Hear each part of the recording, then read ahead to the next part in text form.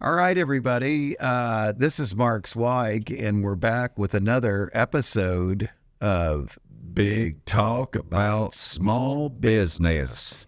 I don't know why Eric and I do that. It's a trend. Everyone loves it. Everybody calls in and says, "Hey, y'all, can y'all do that 20 times in the show? Because we love that just for the fun of it. You want to? Yeah. Big Talk About Small Business." I'll throw in the NAS part. It was a little sassier the second time. We got excited. We got. I'm here with Eric Howerton and a very special guest, Amber Dietrich. Hello. And hi, Amber. Hi. And Amber, Amber is in the coffee business. She has a company called Confident Coffee. And we were just laughing about how we're drinking something other than that here. We are. I think let's do a quick toast because let's announce Amber, we're drinking bad K-Cup decaf coffee. Decaf coffee, not even the full octane coffee. Well, I mean, earlier Mark goes, Amber, would you like a cup of decaf coffee? I know. I was like, what? Like, why decaf? What? It was like sacrilege. And then it's like, is this like a really special decaf? Like what? No. Like, you can tell it tastes like water, for God's sake. Call it swag coffee. Yeah. But I already had so much coffee today. I mean, I don't know about you. So you're on the decaf side now. Oh my God. Yeah. I mean, I'm just like wired beyond belief. Last night I was awake so much of the night. It was crazy. Did you have coffee or caffeine late at night?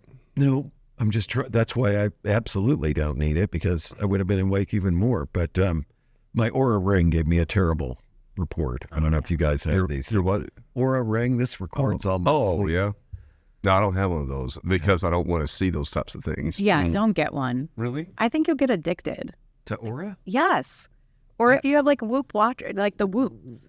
I've got an Apple Watch. Info, and then you start running your life by it. Like everyone I know who has them, they're like, oh my gosh, my recovery's terrible. Yeah, I know. I got to do this. And I love it though when I'm like, I got to get to bed by 8:28 p.m. Yeah. I like it when I'm laying in bed and it's like, your stand goal. I'm like, what do you mean? I never crushed it. It's always asking me if I fell. Did you fall? I'm like, no.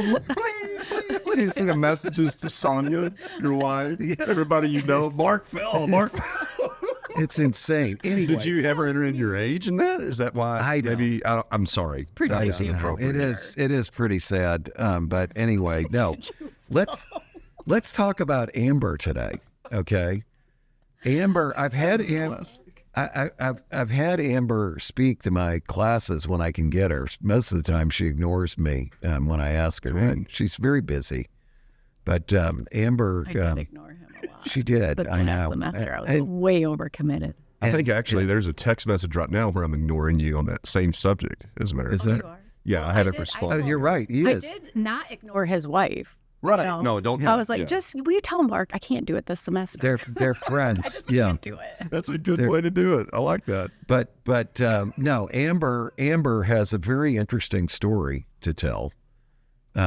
I met her originally when she and her husband bought a house that we had done through our other business. What year was that you moved here to Fayetteville? 2016. 2016 is when they came from via the DFW area. Although Amber did not grow up there. Tell us a little bit about yourself, Amber, and your story. Where did you grow up and what was your youth like? So it was a very boring youth. I am actually from a little village called Muir in the great state of Michigan. Yep. Wow. Born to two teenagers, and I know that's crazy. I know. You know, a different time. Yeah. But also, I do feel like I have a very classic.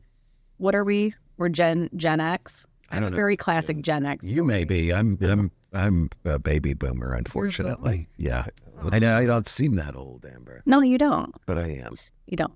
Well, I mean, his brain is asking if he's following Nichols. You know, I'm might be on the cusp. I'm well into the boomer years. Yeah.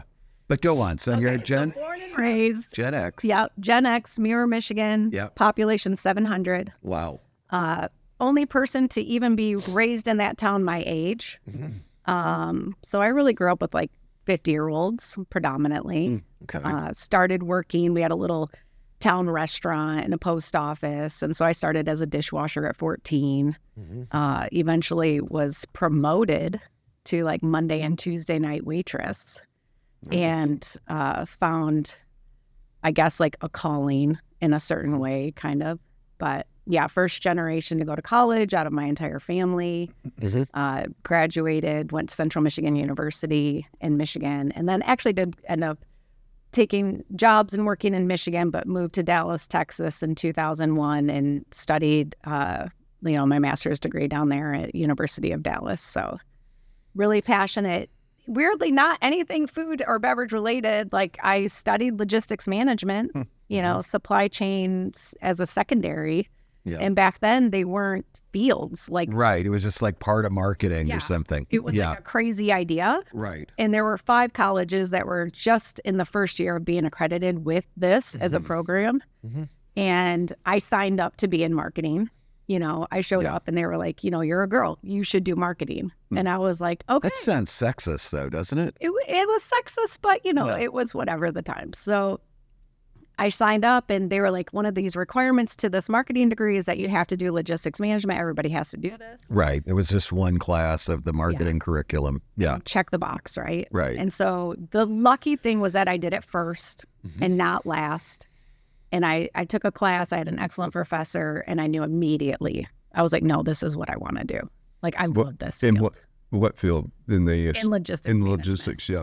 I imagine that's highly applicable towards everything you've been doing too. 100%. Yeah. It's got to make her like organized and disciplined in approach to business. It's like what people in it understand, but people who don't, it is nonstop problem solving. Sure.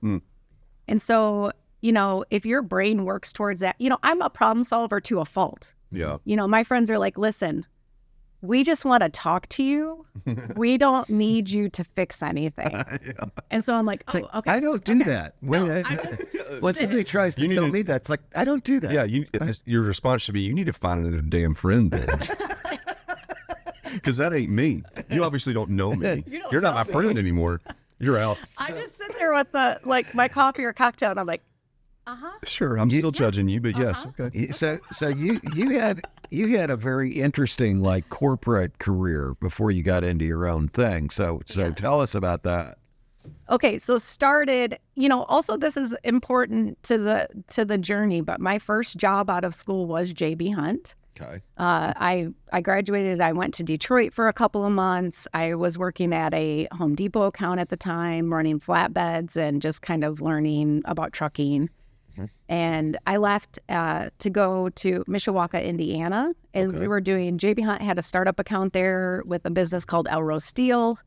And like 2 months out of graduating, I was managing 11 truck drivers, flatbed accounts, like learning the steel industry, starting up a new business, working on site with a customer. It was just like a lot of experience, a lot of learning, a lot of new things. For somebody who was 23 at the time, Sure. I was living on my own and kind of doing my own thing and a startup to jump. So I started there. September 11th happened when I was at that account. And like one of the big things that changed was just the domestic steel industry tanked. Foreign steel was on the rise, and J.B. Hunt ended up divesting that business. Okay. So I moved back to the Detroit area and worked there for a little bit longer. Did you ever come to Northwest Arkansas then during that time? No. That's so weird. And it really is weird because within just a few years, maybe 4 years or less, one of the requirements with J.B. Hunt, you had to come here.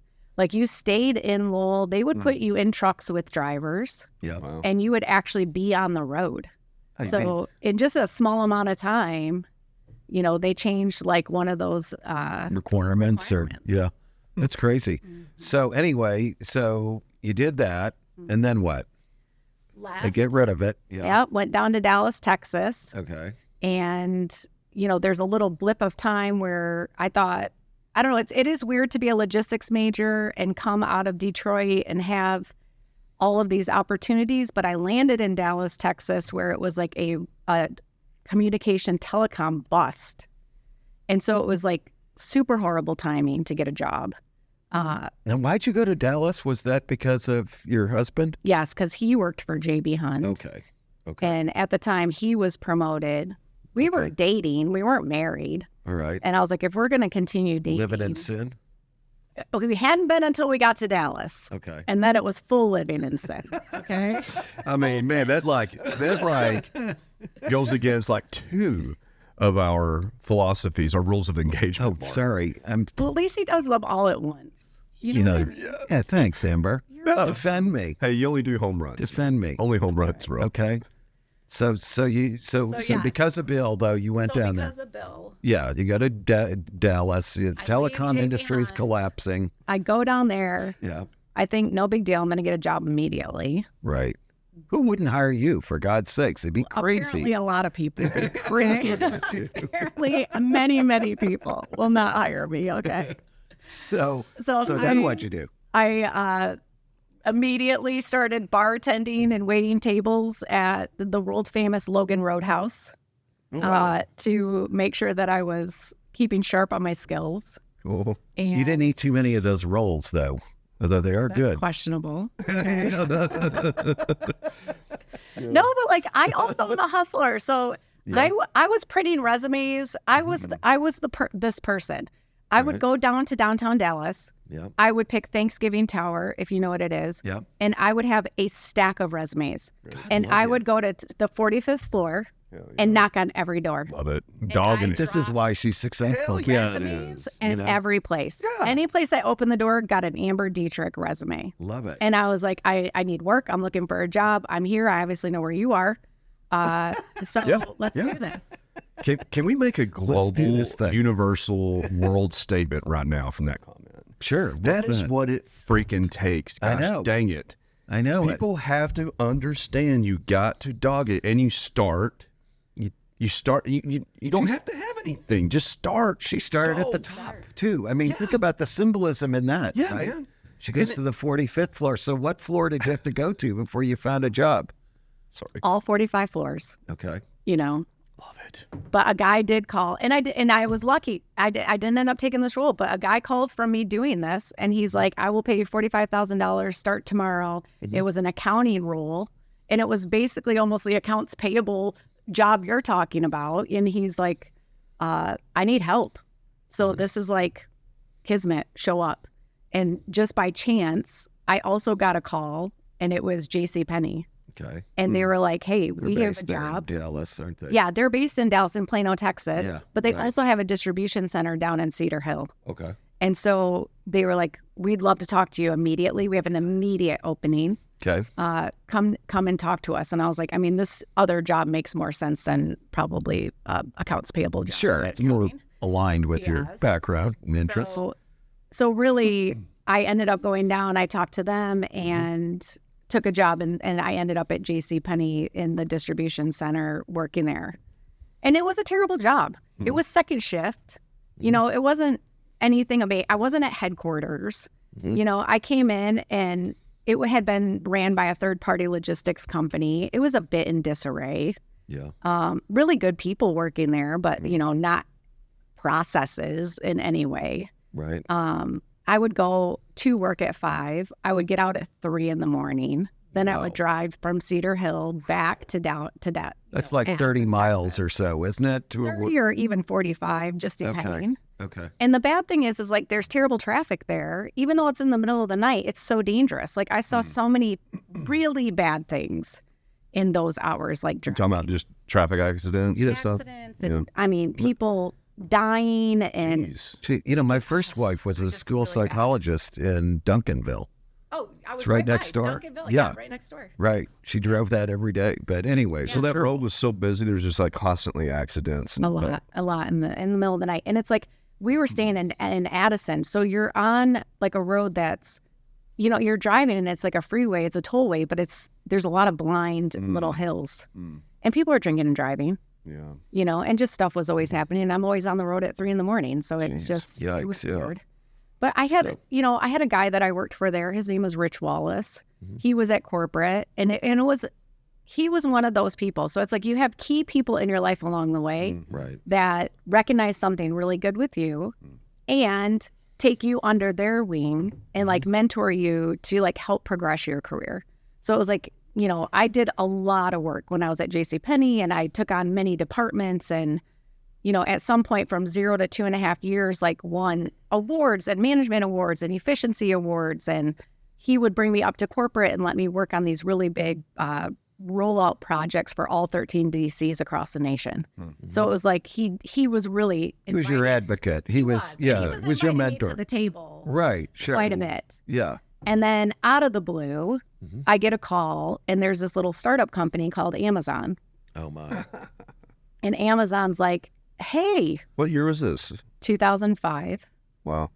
And they were like, we're calling you because like we know of you from your time at JB Hunt in Detroit. So like from months 1 and 2. They had no idea what you'd done all this time at Penny's, which is directly relevant, right? But they were wanting to come to Texas, and they had reached out and called some people, and somebody who was also at Home Depot at that time had left, and so they were doing HR recruiting for Amazon. And when people started talking, they were like, hey, there is a girl we know of, and we're pretty sure she's down there. Okay. So it was just like somebody who knew somebody who thought I was there. And so they called, and they were like, we really want to talk to you about like coming to work for us and opening our first facilities in the state of Texas. Okay. And so I was like, okay, like this is exciting, but I'm not sure. And they said, come to Coffeeville, Kansas. You're going to spend an entire day. And you did. You spent an entire day. You interviewed. I had 11 interviews. Wow. In one day. That's insane. It was insane. And it wasn't like just even 11 people. It'd be a one-on-one, then a panel of 3, then a 2-on-1. Good Lord. Then a one-on-one. Okay. I mean, it was an investment. And I was like, this is crazy. This company, I think, is really going to do something. It was very iffy, but, and I remember coming back, and it was crazy because one of the things that, the faux pas of talking is like where you're at salary-wise, where you want to be salary-wise, especially back then. Sure. And they trap you like that. They trap you, but then also it's like, do I give them too high of a number? Well, the thing about this is, I think the way I'm saying it's wrong. I had been trying to make more money at JCPenney. Right. And we're talking an incremental difference of, say, $4,000. Yeah. And not to sound like bragging or, I was doing the work of 6 people. Yeah. And the reason I know this is because when I left, they had to hire 6 people to take my job. And the older you get, the more you start to realize, like, was this a good decision? Like they were fighting me so bad on this like $4,000 difference. Right. And I was putting in the time, and a lot of it is like, just stick with us and you're going to get there, kid. And, one day, all of these things. And so, obviously, Penny's went the other direction than Amazon, right? This was the big debate at the time. Yeah. Because I was going back to Rich and like all the BP teams and stuff, and I was like, I've got an amazing offer from Amazon. And when they were, we'll bring you in. And at the time, my salary was going to be $55,000 at Amazon and $10,000 signing bonus. And the stock is where it really was going to be, maybe. Now, obviously, yes. Right. And it was just like, do I do this? And everyone at JCPenney is like, you're insane if you do this. Sure. Like, you cannot leave us. Like, we have such a great company. You have a guaranteed future here. This is a startup. They're not going to make it. Right. Like, do not do this. And so I was like, well, so you did it. Of course I did it, right? Yeah. And I was like, I don't know. I feel like if you guys really like me that much, you'll just take me back. Sure. Yeah. Yeah. If you don't, it's low not risk. A spite, but it's not going to be because I did a bad job, Yeah. So I just like, good attitude. Yeah, it really is. I just, I'm going to go. The best decision I made in my whole life. Not an amazing work experience. Yeah. And that year was like, really, I suffered, like you hear some horror stories about Amazon and some of them are true. But you will never, that was the biggest education of my life was that like year and 3 months spent. Okay. And in a little context, it was like we were building out 700,000 square foot facilities with nothing in them. It was 4 walls. You went into the bathroom in a trailer in a parking lot. And so it was like, day one, how do we build receiving? How do we build shipping? How do we build pack lines? How do we build everything? And then it was like, okay, we built it. It wasn't good. Tear it down. Let's do it again. Wow. And so from day one to, in less than a year, we were shipping 23,000 packages a day. Wow. I had over 100 employees. Mm-hmm. You were just, and we worked 6 days a week and we worked 15-hour days. Yeah.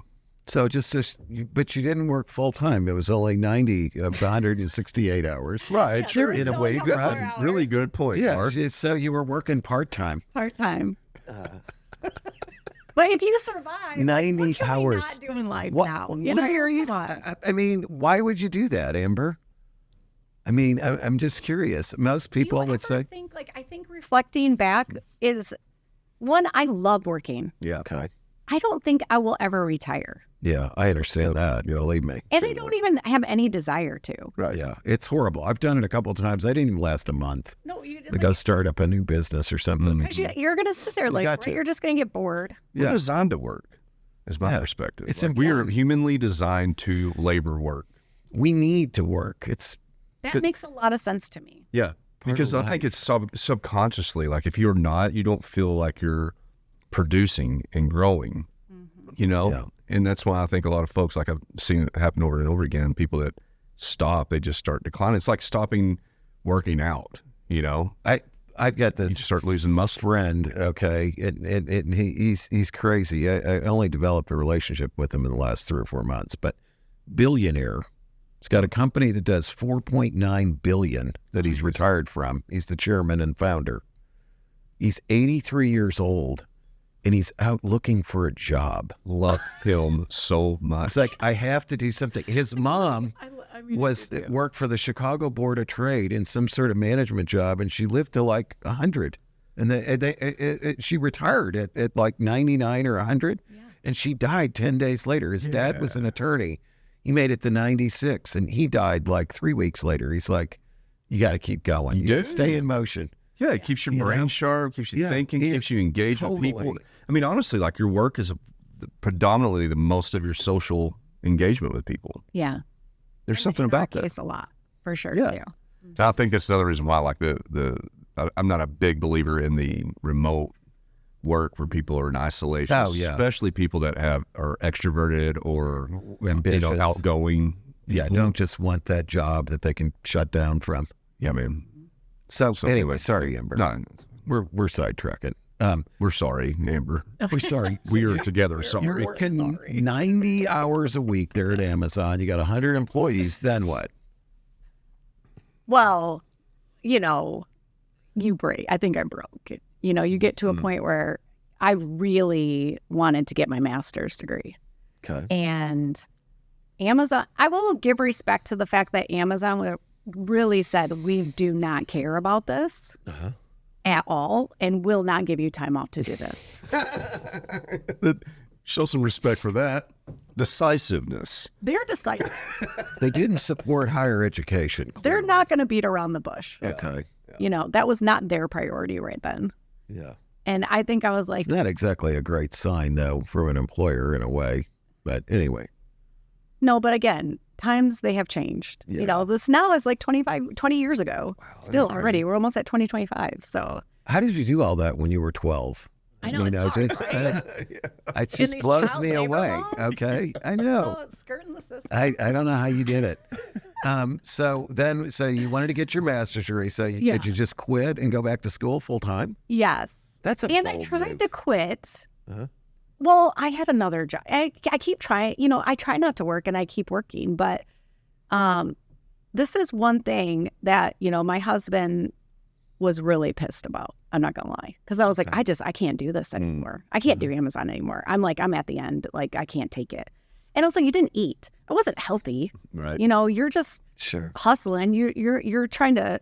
My girlfriend I worked with, she was a cigarette smoker, and she's just like, just cover me so I can smoke one cigarette. Like, she's like on the verge, on the edge. And I was like, okay, girl, go hide outside, And we're like trying to we're sneaking food.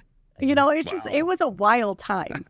But I was like, I'm done. I really do want to go to school, and there's other things I'm going to want to do. And I didn't know that there was even a possibility of a career for me at Amazon beyond Dallas, Texas. It wasn't like they were talking to me about going to Seattle. Sure. So that would have posed a problem for you anyway, wouldn't it? I mean, you got Bill there you have to think about. Yeah. He's high up in JB Hunt at this point. Yeah, that's true. That is one of the things that, if you talk to somebody reduce your with mobility. career-oriented people, how do you balance that? Exactly. It's tough. Whichever of you makes more money, I guess you go that direction. That's one way to do it. But yeah, that's true. not necessarily always happen like that. So you went back to UT Dallas. Yeah. So quit Amazon, went to UT Dallas, and ended up in a job again. At that time, working for Solvay Engineered Polymers. They're a plastics manufacturing company. Okay. And what were you doing for them? Running their distribution. So international distribution, doing most of our stuff was in NAFTA region. So shipping plastics to Mexico and Canada. I had like 15 distribution centers across the nation, and then ran all of the railroads. A lot of our stuff was intermodal. We started doing some toll work over in China when I was there. So it was like understanding how that worked a little bit. But that was in its infancy at the time. And that was the first time I worked somewhere that was like, bought out too. So there's a company, LyondellBasell, and they acquired Solvay Engineered Polymers, and really for our technology and a couple other, key things. Right. And I really loved my job, but it was going away. So I was down when they bought it. We had 250 employees. I held on till there was 30 of us. Wow. And they said, basically, you guys have maybe a year at the time. I can't remember, honestly, but it was like, we will shut down this office. You can keep your job, but you either have to move to Houston or you have to actually go back to Michigan.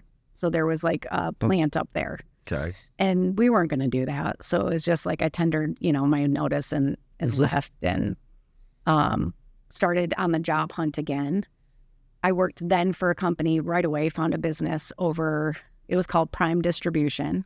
Okay. And what they did, at the time when I came in, they were two guys that had started a business. They were doing basically LTL type shipments consolidation for Walmart and Sam's Club predominantly, working with like small lines. So we would build a truck of freight, but in that truck you would have Topo Chico, you'd have sun-dried or sun-made raisins, like all these different foods. Yeah, sure. This is what started my adventure into the food and beverage sector. Okay. I worked there. Their biggest problem was that they had the worst operating distribution center was in Garland, Texas. And so they were like, we want you to come in and your entire job is change management. And like, let's just see what you can do. And I was like, okay, exciting, problem solving. We became the best in the nation. So it was really a very fun challenge. I had very bad apples in there, kind of like you talked about a little bit earlier before we were on air. And it was like weeding some of those things out, looking at best practices, looking at seasonality, highlighting the people who were doing the right things, putting them in place. And eventually, like, there was no more work to do. We went from, Bill will say stuff like, you're a builder and not a farmer. Yeah, not a maintainer. That's right. We understand that here at this table. And so I totally get that. I think that's true. It's boring then. It's boring. Yeah. So then everything's under control. So what do I do now? Right. And then they're like, why don't you just keep doing this? Like, run the facility, keep your team, but then go into sales. Like, start doing, West Coast sales and working in Mexico and, see what happens. So I was like, okay, this sounds cool. Like, I don't know how to do this, but let's do it. And so that's like my career then went into, account management, new business development, sales. I was working a lot in, Guadalajara and Monterrey, Mexico, and just the West Coast and a lot of different farms out in California, obviously. And all of a sudden, out of nowhere, my phone rang. Okay. And there was a company that wanted to talk. A guy called and he's like, hey, there's a group of people out of Farsaba, Israel. and they want to talk to you about starting a company with them in Dallas, Texas. And I was like, well, what is the company? And they were like, well, think of like Etsy, but kind of higher end. So it's like the art of butchery, the art of shoemaking, you know, making watches, like this type of stuff, like industries that are dying, but like we really shouldn't, they should be preserved. And so, I mean, Artisan bread, artisan shoes, artisan candles. Everything's artisan. It really has. But, and at the time, this was like 2009. Okay. And I was like, I don't know. I mean, it sounds cool. It's not going to work. I mean, listen, there's no business here. But like, There's no here. There's nothing. This isn't real. But, you know, I'll keep watching what you guys do. And, you know, and thanks for calling, you know. Yeah. And like a week later, this guy, his name was Paul, and he calls back and he's like, listen, just go on a date with us. You don't have to marry us. Right. One date. We can meet in a public place. And I was like, okay, you're funny. Like, okay, I'll show up. If you're funny, then I'll show up. Hell yeah. Yeah. And he's like, okay. And so I showed up and really listened to him and saw everything. I still didn't think it was going to work, but I was just like, you know, there was more depth to it. Right. And so I met the first couple of founders. Mm-hmm. That was horrible. Did not go well. There was a lot of silence, and it was just awkward. And so I was like, I don't think I fit. You know, this doesn't feel good. Right. I don't think I'm what they're looking for at all. Mm-hmm. And so I left. I took my name out of the hat again. And then Paul's like, okay, come on, meet us one more time. There's another guy coming into town. And I was like, oh my God, am I a glutton for punishment? And so I was like, all right, one more time. So I meet and really game changer. Okay. You know, the guy's name is Lior. He came into town. He's very charismatic. He really had like the passion for what this business was going to be. He was explaining like, yeah, this is our concept, but like what we have the ability to do this. Let's just figure out what it is.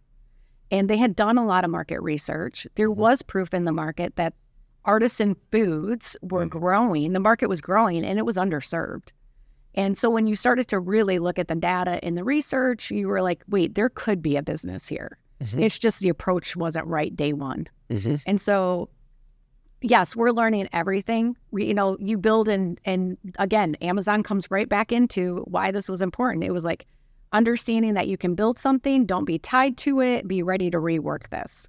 And, Thank you for not saying pivot, Amber. Pivot has been overused. Okay. We can retire that word now. I'm just so damn sick of it. You said it so much more eloquently. Well, thank you. And I'm grateful. Well, thank you. For that. And so are our listeners. I really like the word pivot, Mark. Eric, we'll talk about that after this session. Okay? So you got to be flexible. You got to be willing to change, right? Okay. So we have all of these brilliant engineers in Israel working behind the scenes, coding, building websites. We launch, and I can't remember. So obviously you went to work for these guys. Yes, I took the job. Okay. Yeah. We build our website. We launch with like 6 artisans. Uh-huh. And the whole idea, and I guess, yes, I didn't do a good job articulating, but we did end up building what became the largest artisanal grocery delivery company in the nation. Wow. And so it launched with 6 artisans in Dallas on a website. It was called Silver Light, Silver Flash, Silver something or another. What the heck does that have to do with anything? It became obsolete immediately after we launched. Mm-hmm. So we had to scrap the whole business, start all over again. It was like a panic. Oh my gosh, we did this, and now nobody's computer can even open this page. Yeah, technology advanced, and their browsers. So fast. Yeah. And they were like, then no one can ever open this in 4 days. And we were just like, oh my word, start over.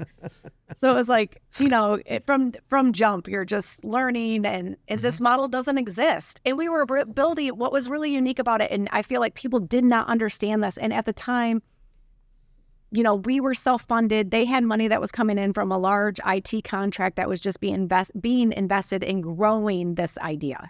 Okay. But everyone knew from the beginning that there was a time limit on this happening. Okay. So we either had to be profitable or we at least had to have enough proof points to be able to get private equity or VCs to back it. Yeah, get some traction in the market. That's Definitely. what you're talking about. Yeah. So we went from 6 artisans to 80 in Dallas. We launched in so this was in 2010. Within a year, we were launching Chicago, Illinois. Okay. We grew 150 artisans there. The concept worked in the sense that, you and Sonia would go to artisan.com. You would shop for artisan foods. Your meat was coming from the local butcher, fishmonger, chocolatier, cheesemaker, roasters, chickens from farms that were in our actual community, eggs, honey, everything. And the logistics and my biggest contribution was figuring out how to pick that up fresh every single day and deliver same day. Wow. I can see that'd be hard with all those different sources that you're going to. Very hard. And the tech side was really advanced in that time too, because they were writing, imagine that you come in and you shop from 10 different people. Right. Well, they were writing a program that would allow the system to receive an order, split it to 10 different artisans. Right. They only see their portion, so they don't have to weed through things. Yep. Be able to fill the order, put their package together, put an order number on it. I would send drivers out that would do round robin pickups. They would come back to our DC. We would very quickly repack all of this into master packs, and then we would load vans and then ship them right away out to people's homes. Yep. So concept. That does sound hard, doesn't it? It was a lot of touches. Yeah. So there were things that you knew day one isn't sustainable, but also it's the smart way to start. And eventually you're like, okay, how does this really work though? Because I think where I always tripped up on it is you can't feed Dallas, Fort Worth with artisans, really. It's such a big area and so fragmented. Big, and then you take the reason artisans are artisans and you make them corporations. Right. You're forcing them to be what they inherently don't want to be. Uh-huh.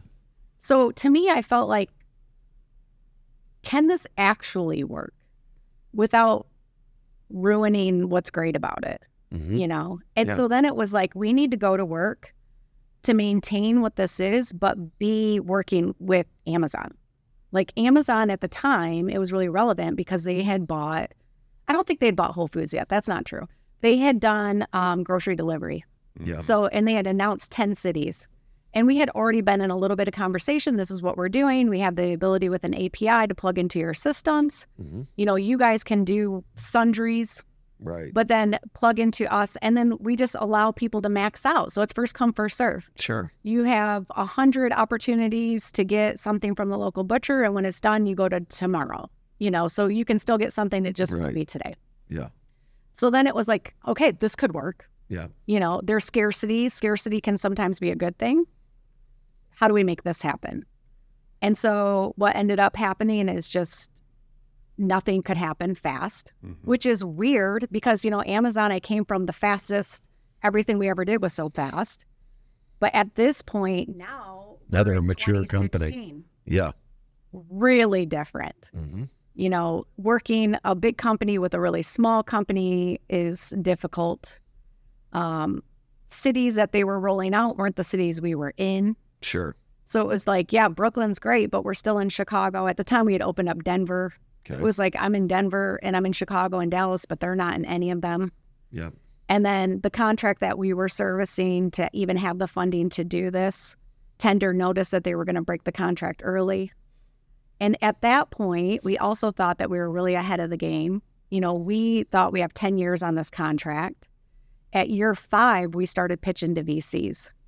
And so we're surely everyone's 2 years. You're going to get 1,000 no's, but plan for 2 years. Right. No. It was we had been on the road for a full year. We had gotten 1,000 no's. We had gotten 2 yeses of second meetings. But nobody wants a logistics heavy company.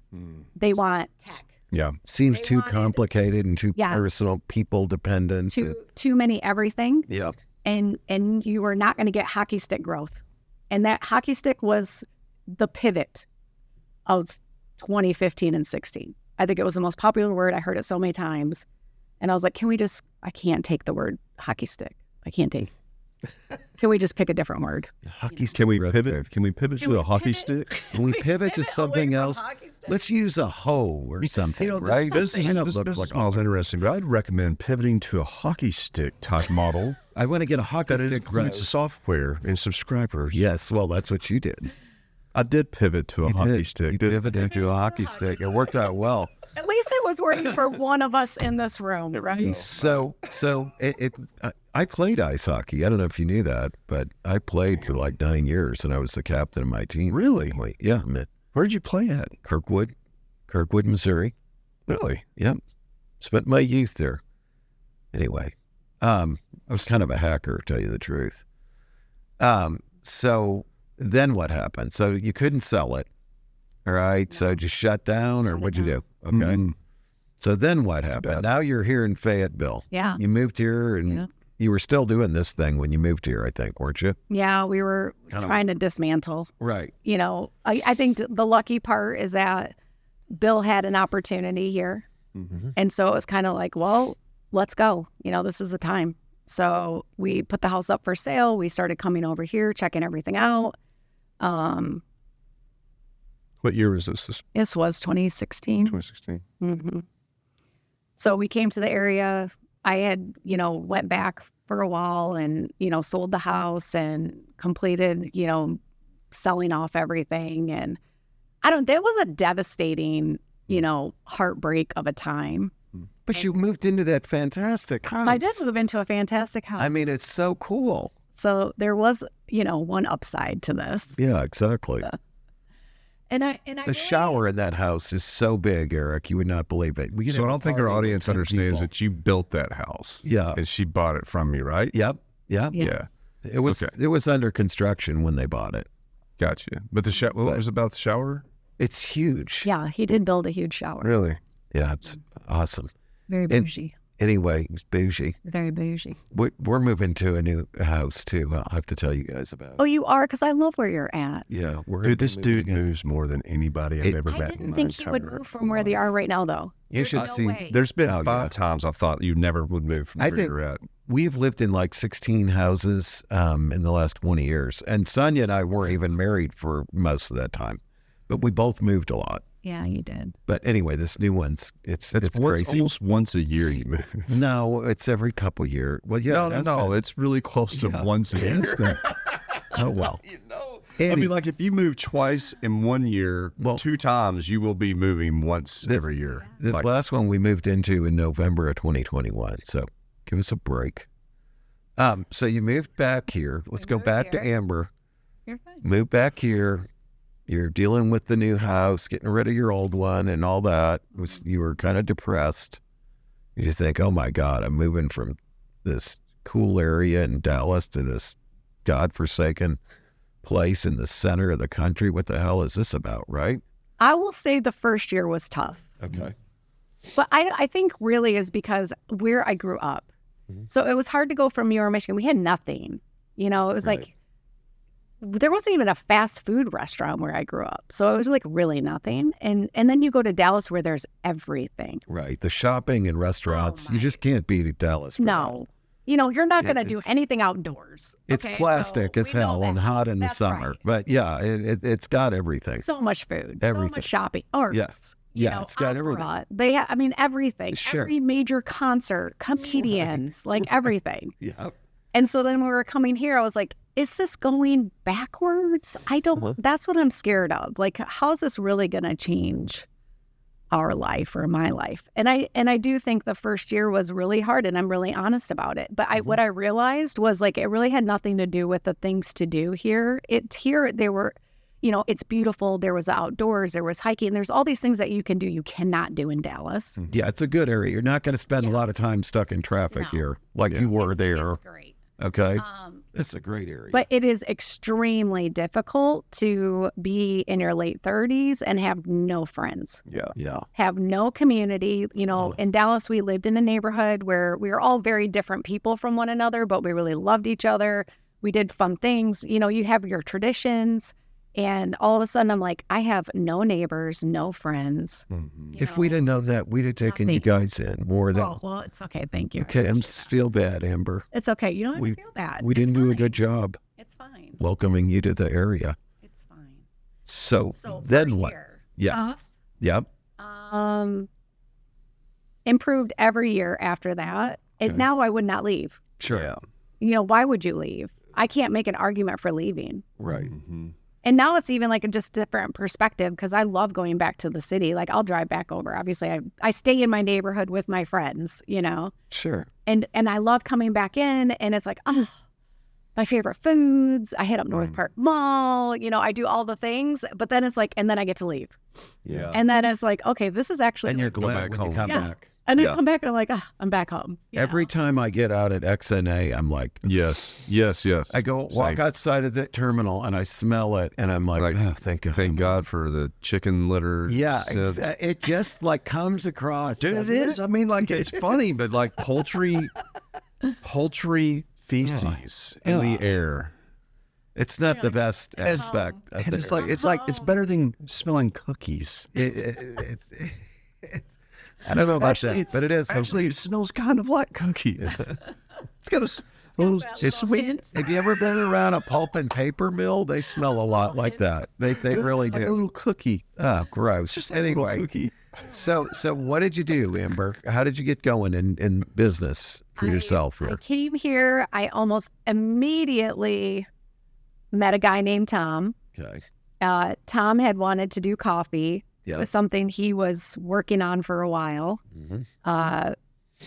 I was connected with him and almost right away, he was like, hey, I really want to talk to you. Like, would you ever consider opening a coffee company?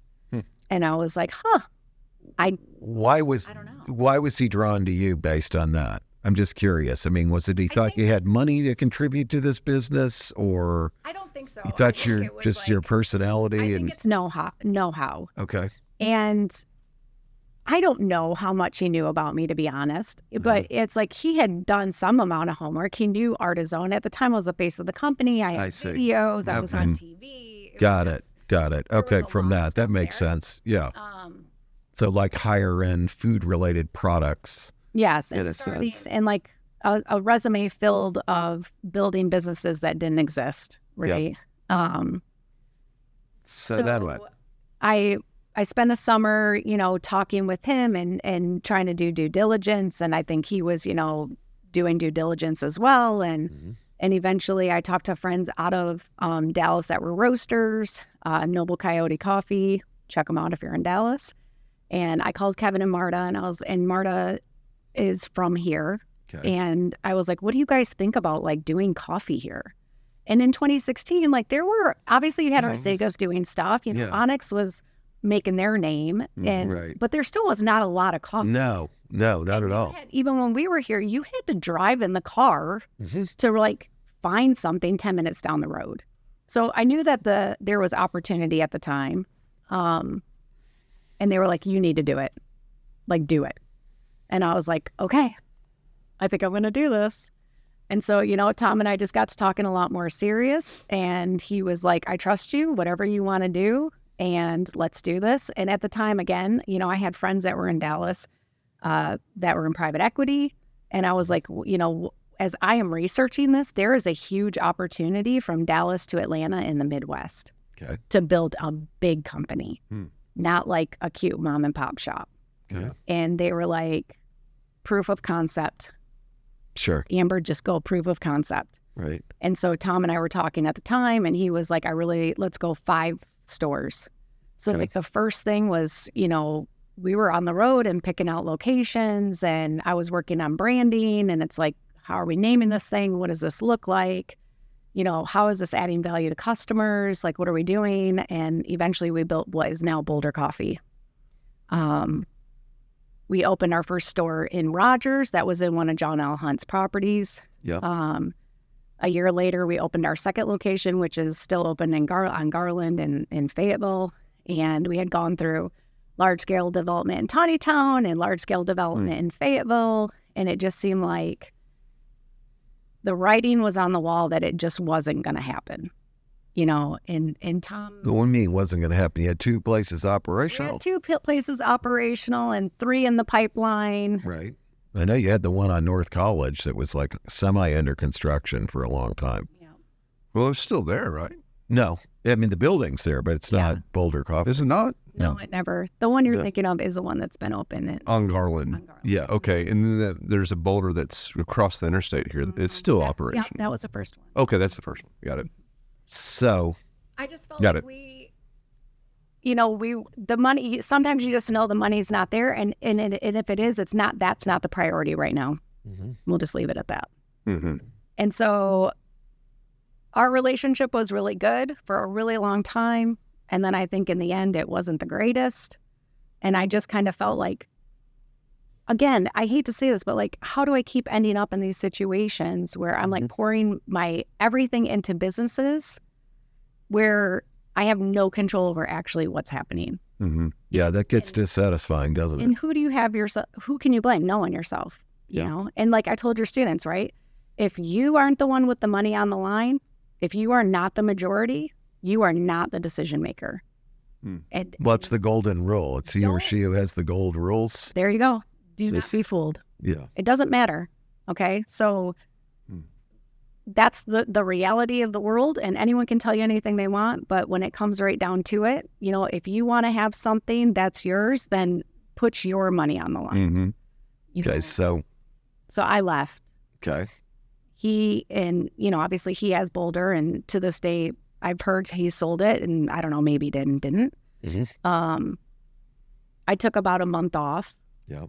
I was like, I don't even know if I want to be in coffee. And there was a lot of just drama around everything. And like my friends kept saying like, hey, this is weird because you're like, you're an old timey lady. And did you ever think you were going to be a Old timey lady. those late 30s? It feels like it, but it's really People in not. coffee- People in coffee aren't. Oh, because they're all like young hipsters with lots of Yes. tats and stuff. Yes. Okay. That's a younger culture. Yeah. It's fun. Those guys at Onyx and all. Yeah, I get that. So they're like, listen, you're an old timey lady. But you're a really good Old-timey lady. coffee roaster, and you shouldn't quit roasting coffee. And I was like, I don't know, should I do this? Mm-hmm. And that's why I went, and I had a lot of touch points and ran around town, and I was like, no, yes, there is so much bad coffee, you guys. Yeah, I know. That's the truth. Yeah. I mean, Starbucks couldn't be worse. I'm sorry.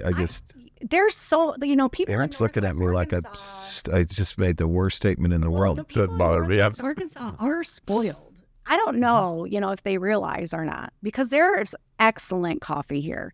Like there's excellent roasters and coffee shops, and get out of We've got a lot, Northwest Arkansas, yeah. and very high quality. Mhm. So it's like, I don't know if you realize, if you get out of town, you don't have to drive too far, and It's gone. you're like, wow, Yeah. this is different. Sure. So, I talked to Bill, and I was like, I don't know how to do this. Here's another challenge. Bill's the husband, Bill's the folks, just to refresh your I was like, memories. I kept saying like, I want to do my own thing. Mhm. And here's what's important. And people ask all the time, like, why confident coffee roasters? It is 100% how I felt. Love it. I was going to ask. Yeah. And Yep. it took confident. a long time, but I got there.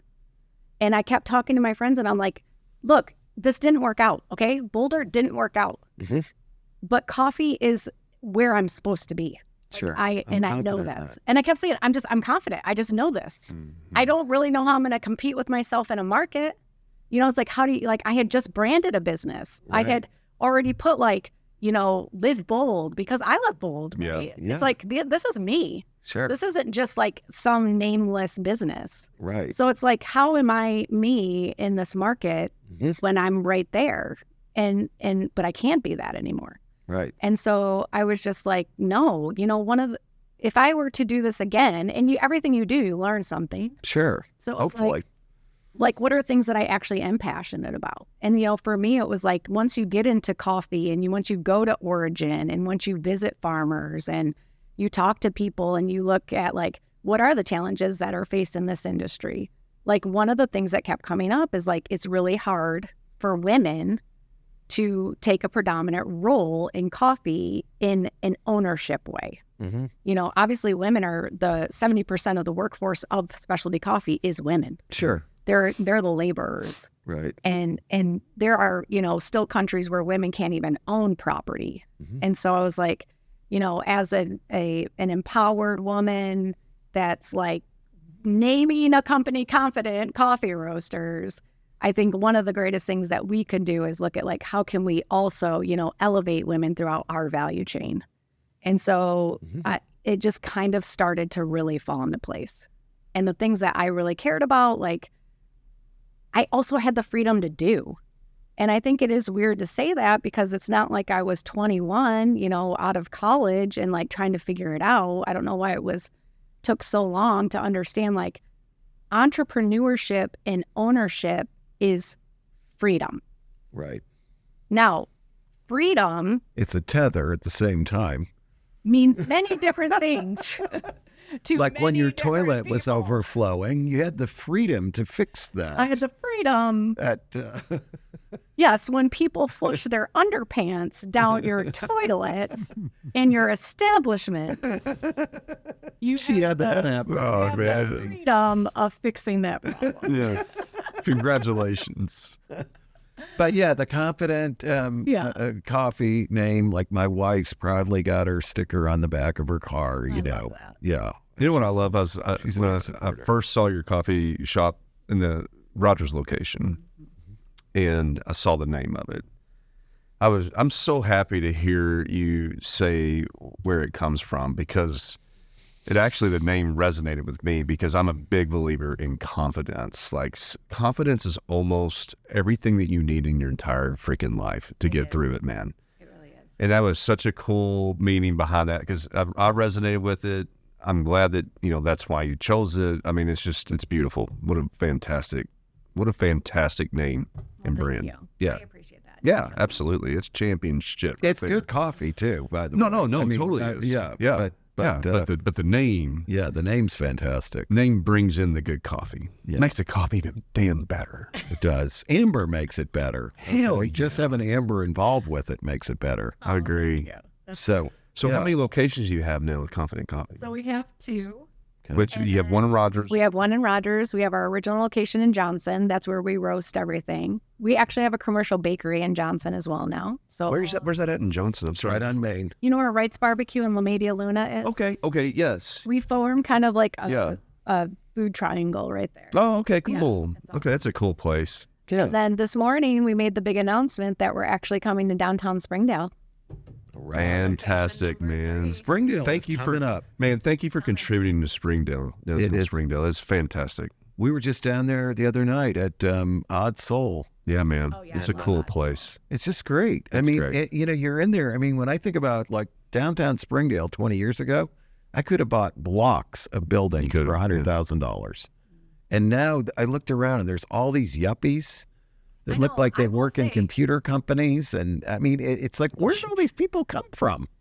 You know? I will say, Isn't like, it? one thing that's like humbling, or you know, that you have to think about going into Springdale now, is like, there's already been businesses there doing the struggle bus. You Yes. know, like they're the ones that have been building the community. That's right. They've been there for 3 to 5 years. You know, they weathered Emma being shut down. Right. Con Queso is one of those that now shut down their location there. I don't know if you knew that. Did he technically shut down? He told me he did. Oh, wow, I didn't know. So, I knew it. He had put a shout out at one time that he wanted somebody to take Yeah. it. yeah. Well, downtown Springdale's got, I mean, it's the leading edge of a mixed, diverse, cultural. I mean, the diversity there. I mean, it's fantastic. Like, I think there is some cultural epicenter there that's going on that could, which I hope is nourished and amplified. I think it will be. I think it will be too. Yeah. That's something precious that I don't know where that's held anywhere else. The Northwest Right. Arkansas Council is brilliant. I mean, they've really engineered a unique identity for each one of these sort of metro areas that we have. Rogers, Bentonville, Springdale, Fayetteville. And Springdale, I think, is rapidly becoming the place for the young, hip people who can't afford to live necessarily in some of our. Like the only place it's there's affordable. any kind of affordable Yeah. housing. It really is, and they're really making the downtown nice. They've been, I mean, Tyson, of course, they were the seed that when they went in there with their job center, that tech center that they built. that put all those people down there and really made it. That was the best thing that could happen. But they have really great people running, like the whole downtown, association to the city planning. I mean, the government's even involved, and just like how their perspective of building a fantastic growing community is, I mean, like it's pretty awesome. Yeah, it's a unique place. Yeah, I like it. Cool. So that's going to be your next deal. Yeah, February 3rd. So you announced it? Is it public and everything now? Yeah, we announced today, and we're actually... And you're announcing on Big Talk About Small Business, bro. I know. The biggest media in Northwest Arkansas. Yeah. So listeners. The world's leading podcast on small business. In Northwest Arkansas. Right. Well, we're based in Northwest Arkansas. Sorry. We cover the world. I'm sorry, you're right, sir. He's my mentor. Yeah. So how is it this time around? You're in control of everything. Yes. How's it gone for you? Or what do you like about it? What do you not like? What have you learned? What do you change? Okay. I have zero drama in my life. Yeah. This is the truth. Okay. There's not headaches Right. or problems. Sure. Or, trying to make it to a podcast on time. Of course, this is the day that it like ices and snows and stuff isn't working in the shops. There's always headaches, but there isn't drama. I have a fantastic team. Yeah. And I mean that wholeheartedly. I really changed the way I look at this. Arguably, I could respect somebody saying that it's naive way to look at it, but I mean, it is my way, I have no long-term plans. I think one of the things I learned, like, there's no control over this world. Even when we try to think, like, I think what do you see yourself in 5 years? That's old-timey stuff. That doesn't exist anymore. That's not real. And there's no reason to even... It's like 6 months now. No, everything changes all the time. Yeah. And everything's changing in our lifetime so fast. So you got to be ready to... Take every pivot like a hockey stick. Pivot like a hockey stick. Got to be ready to pivot. Perfect timing. To something else that's got a hockey stick growth curve. Huh? My approach. No, I get what you're saying. No, it makes sense to me. Take the meeting, have the conversation. Right. Find out what's coming. Yeah. Make some phone calls. Ask people to drive you around.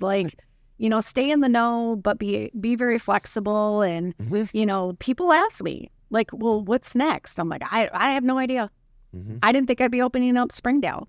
Yeah, but an opportunity to, partner, and I'm got to plug us. So it's like a joint venture between us and Social Project Brewing Company. Yep.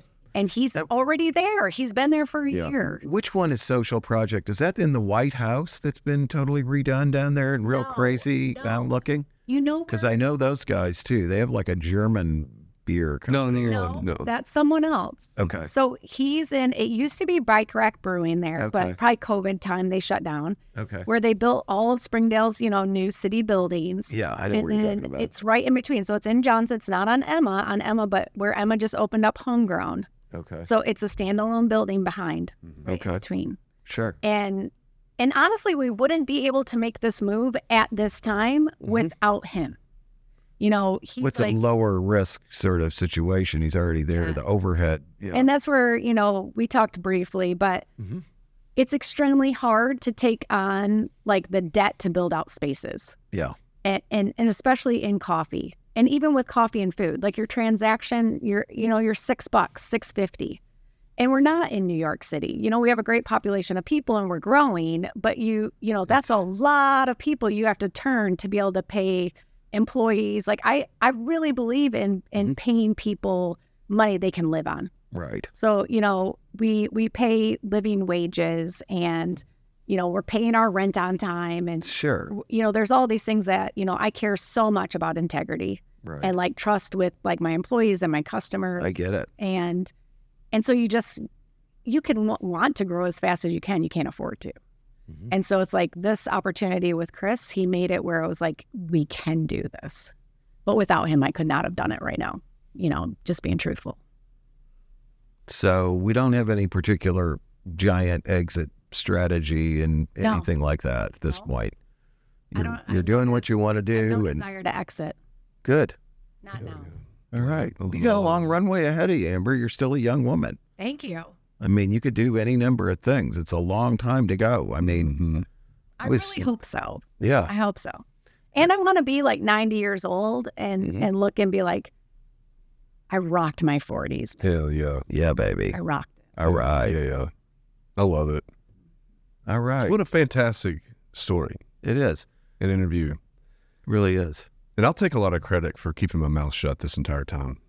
You did a wonderful I feel like I did job. the best job on this podcast just because of that reason right there. Because so many opinions and thoughts and accolades I wanted to throw in, but I mean, what a fantastic journey you had. Yeah, Amber's a real entrepreneur, and I think her Absolutely. experiences have led her to the path she's on now, and that's could change. And no pun intended, but I love you coming here and telling your story to give confidence to the community Yeah. in doing this, because that's kind of part of our deal, right? It's like, let's have a real conversation about what life is and what entrepreneurship is. Yeah, Less planning, less coffee shop entrepreneuring, yeah. and more Just entrepreneuring. Just go do it. Do Hell it. yeah. Just do it. Do it. Figure out how to change the gosh dang handle on Yeah. the toilet seat or pull some underwear out of the freaking plumbing and then go to the VC meeting. Yeah. Because that's your next meeting. That's right. Yeah. Yeah. And one of my employees did ask one day, we were driving around, we're getting Rogers going. And she's just like, how do you know what you're doing? And I'm like, I don't know what I'm doing ever. I just show up and call someone and then they tell me what to do on the next thing. And so I go do that. And and every city's different. So Yep. just like keep on keeping on. It's a learning Awesome. experience, but you put yourself in the game. Yeah. I'm in the game. Okay. man. You're in the Play game. ball, baby. That's it. That's it. Well, this has been fantastic. And Amber, if anybody wants to reach out to you, what's the best way to reach you? Do you have an email? Yeah. or It's what? Amber at confidentcoffeeroasters.com. All one word. And very long. Amber at confidentcoffeeroasters.com. Yeah. Okay, that's great. Well, we really appreciate it. Yeah. Yeah, Go thank get you you guys. Appreciate go get you you. a cup of confident coffee. That's right. Stop by. Preferably Decaf, yeah. decaf. Stop drinking this stuff. Swag. that Eric Swag. got Freaking here in the K-cups. studio. What? Just stop it. Okay? Get good coffee from now on. All right. Well, thanks, everybody. This has been another episode of Big Talk About Small Business. Check out our website at www.bigtalkaboutsmallbusiness.com. That was long as hell. And if you're interested in sponsoring our podcast, Monies. bring it on. We'd be glad to talk with you. Thanks again, everybody. See you next week.